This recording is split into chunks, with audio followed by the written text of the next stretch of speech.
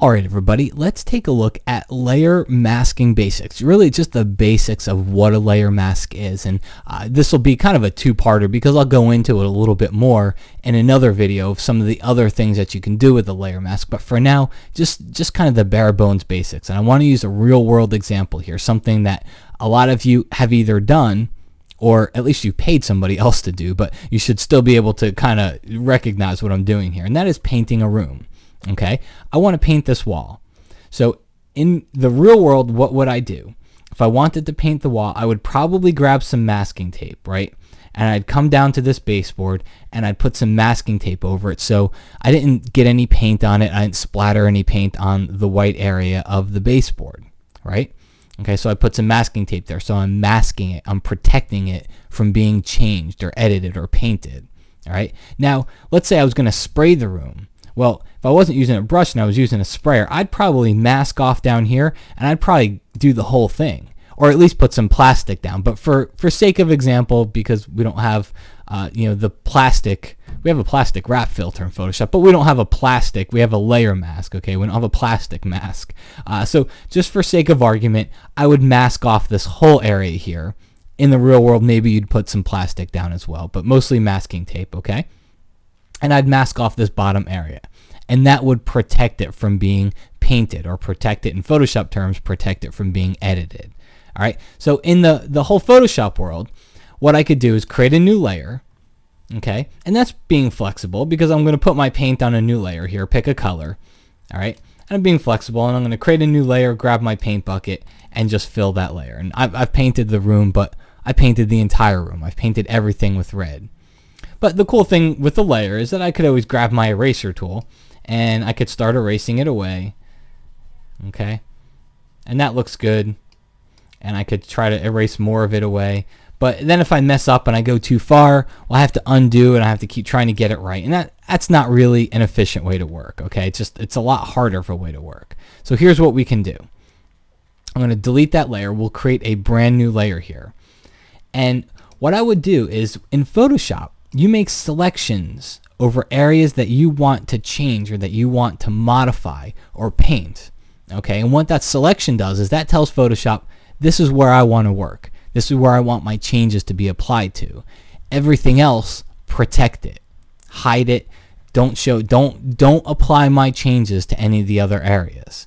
All right, so by making a selection of the wall, I'm saying this is what I want to edit. Okay, and then I can go down to the bottom of the layers palette. And there's that little icon with a circle inside of it. It's the add layer mask icon. And if I click on it, it creates a layer mask thumbnail right next to the actual layer thumbnail for me. Okay, now it's black and it's white. Don't worry for now about the black and white. Let's just go to our layer thumbnail. I'm going to click on this thumbnail here. I'm going to go grab my paint bucket tool, and just like before, click and see what happens. See, Photoshop now has only filled the area of the wall with red. Everything else was protected.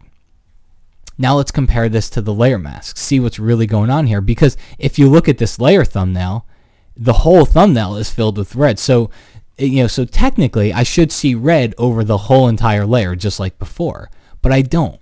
Okay, and the reason why is if you correlate straight across to this layer mask, anything that's white means that this is what I'm seeing on the layer. Okay, I'm showing, if it's white on this layer mask, it means Photoshop will show you what's on the layer right next to it here. Okay, so what's on that layer? Red. So if it's white here, because you don't see the white and black being printed or saved on your web image, okay? What you see is on this layer thumbnail. So if it's white here, I'll see the layer. If it's black on this layer mask, then what it's saying is, it's saying protect that area. Okay, protect it, don't change it, don't modify it, don't paint it, don't fill it with red. It's saying protect it and show me whatever layer's underneath it. So what layer's underneath it? Well, it's the layer with the room on it, with the baseboard and the wood floor and the paint bucket can. Okay, so that's how this is working there. That's the basics of a layer mask. All right, whatever's on this mask that's white means show me this layer. Show me the layer that it's on, the layer thumbnail. Okay, so if it's white here, look over to here, and whatever is white on here, that means you'll see whatever is on this layer thumbnail. In this case, it's just red, but it could be anything. Okay, whatever is black on here means hide it, protect it, don't reveal it, don't show it, and it means show me whatever layer's underneath it. So whatever's black on here, which is the bottom part of this image, well, that's going to show me the paint can and the baseboard and the wood floor before it. And that's really the basics of a layer mask, kind of explained in a real world scenario. You know, what you do to a bedroom when you're going to paint the bedroom and you're going to mask off certain areas, you can do something very similar inside Photoshop by creating a layer mask. So this is just part one. In part two, we're going to take a little bit more of a step into actually working with this layer mask, because that's the real benefit of a mask, is that it's made to go back and to change. Okay, because right now all we have is black and white, but later on we're going to go back and we'll be able to change this mask, and instead of erasing and undoing and doing all the bad things that we don't want to do, we'll go back and we'll be able to change it and work very flexibly.